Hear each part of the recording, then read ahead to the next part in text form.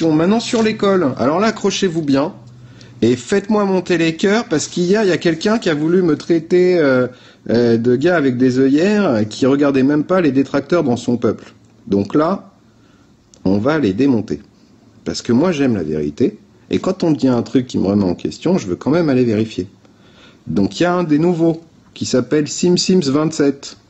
Est-ce qu'il est là, SimSims27? Parce que lui, il a une soif d'apprendre.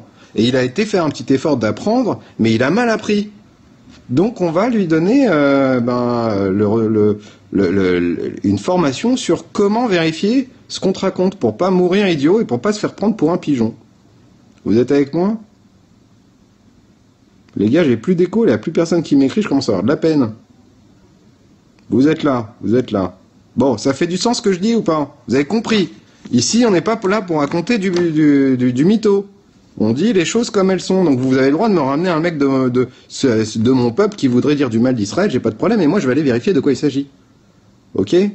Alors il est pas là, SimSims27, mais alors quand il reviendra la prochaine fois, vous lui direz, repose la question à David, comme ça s'il a pas vu la rediff, à ce moment-là je lui dirai.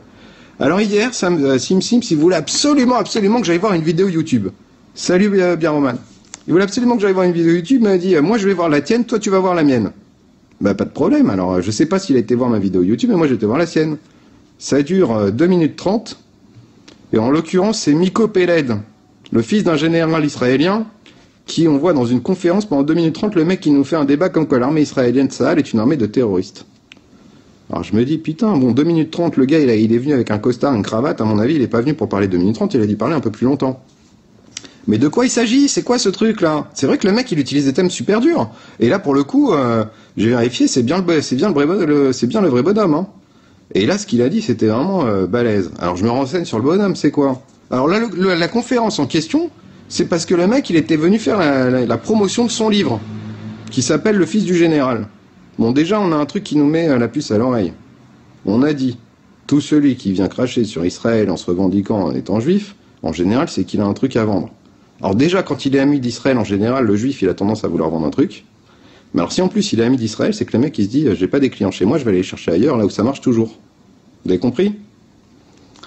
Alors ce monsieur Miko Peled a écrit un bouquin dans lequel il explique les atrocités commises par Tsahal. C'est lui qui a été dire qu'on attendait que les gosses sortaient de l'école pour les bombarder.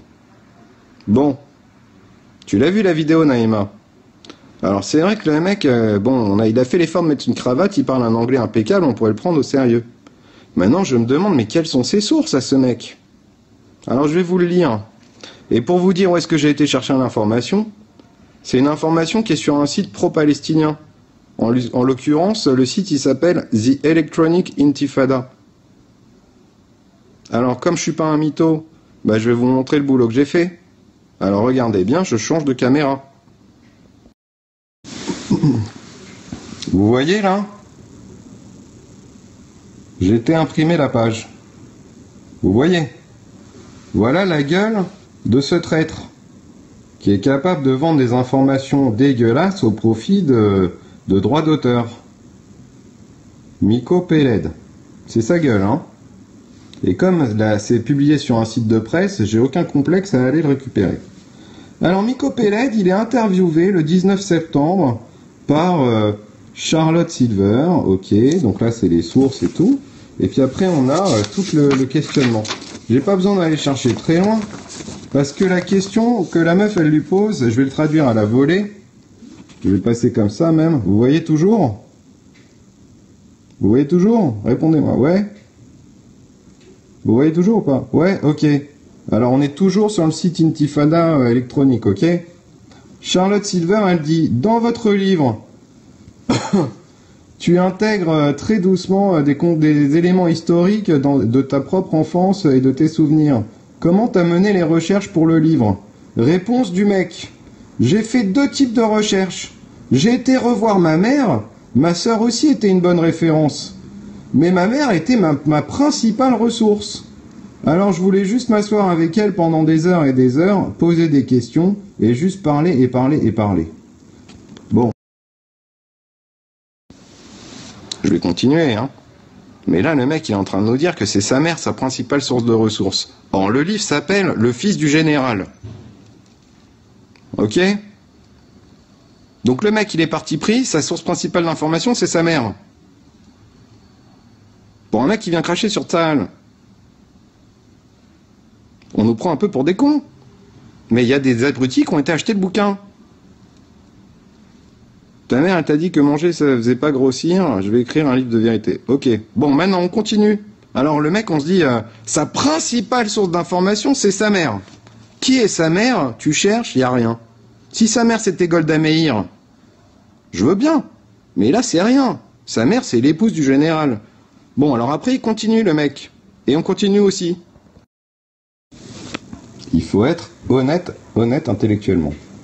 L'autre aspect de ma recherche était de retourner voir les archives où j'ai cherché tout ce que mon père avait écrit là-bas. Je suis retourné jusqu'en 1969, qui est le moment où il a commencé à écrire, juste après qu'il a pris sa retraite de l'armée, jusqu'à ce qu'il meure en 95.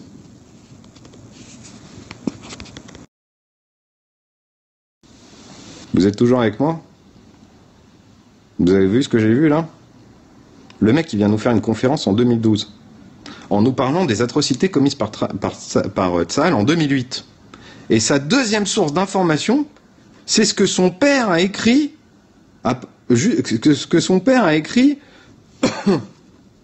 jusqu'en 1969. C'est-à-dire le mec, il a été retraité de l'armée en 1969. Deuxième source d'information, un mec qui peut te parler de l'armée jusqu'à 1969. Mais on se fout de notre gueule. Et Sims, le pauvre, sa source d'information pour haïr les juifs et les sionistes, c'est un mec qui écrit de la merde. Bon, vous comprenez? On continue. On continue. On continue ou ça suffit déjà à le démonter? On continue parce que derrière c'est encore pire. Je m'énerve parce que franchement, là il y a de quoi s'énerver. Le massacre que ce gars fait auprès de l'intelligence disponible des adolescents. Ensuite, sur les conseils d'un journaliste israélien, Amira Haas, et là il met le lien internet, je suis allé voir les archives de l'armée, juste pour regarder sa carrière, la carrière du papa.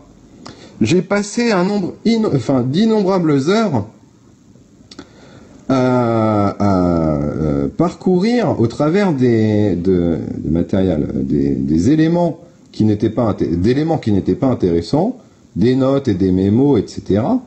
Mais il y avait des choses qui étaient intéressantes, comme The Gaza, là il y a un lien avec la page internet, le rapport de Gaza que mon père avait écrit quand il était dans l'armée, gouverneur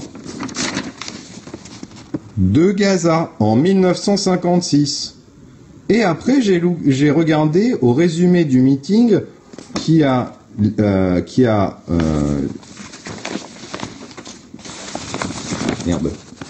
au résumé du meeting, c'est Marc, dont a découlé la guerre de 1967. Donc le mec, il est en train de nous dire, j'ai quand même, il n'y a pas que ma mère et mon père. J'ai été parler avec une journaliste qui m'a conseillé d'aller voir les archives de ce que mon père a fait en 1956 jusqu'en 1967. Mais moi, ce que je vais faire, moi, sur cette base-là, c'est vous parler de Tsahal en 2008. Et les gosses, ils avalent ça.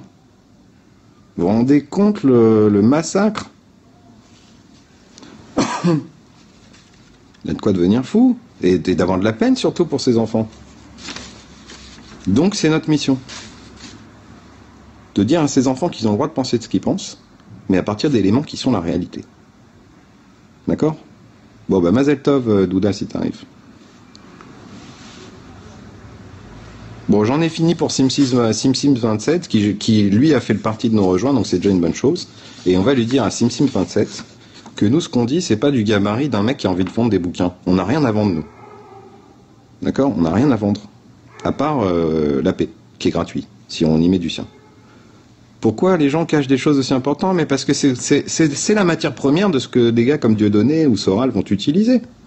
Ils vont prendre que des détracteurs qui font partie de la même bande d'escrocs dont le fonds de commerce, c'est les antisémites. Vous avez compris?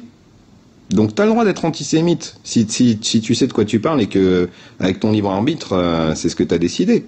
Mais si t'es antisémite parce que t'es un faible d'esprit et que la seule chose qui t'influence, c'est des mecs qui vont raconter des conneries pour essayer de récupérer ton argent, alors là, tu passes à côté de ta life. Et ça, c'est dommage.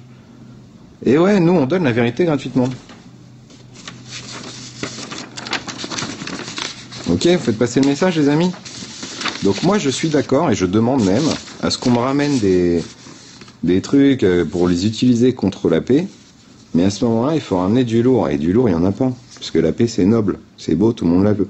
Donc si vous voulez ramener des trucs comme ça, sachez que moi, et vous aussi maintenant qui faites partie de la bande, on est là au tournant pour aller traquer les mensonges. Salut Mage.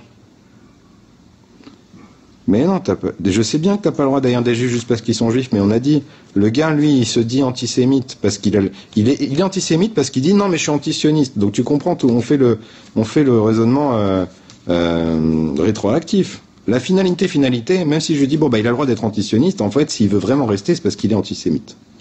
Donc on a dit, t'as le droit au final par déclinaison d'être antisémite, mais au moins que tu viennes avec les bonnes infos. Et au final, quand tu auras les bonnes infos, tu comprendras qu'il n'y a pas de raison d'être antisémite. Tu comprends le délire? Bon, on a fini pour la séance.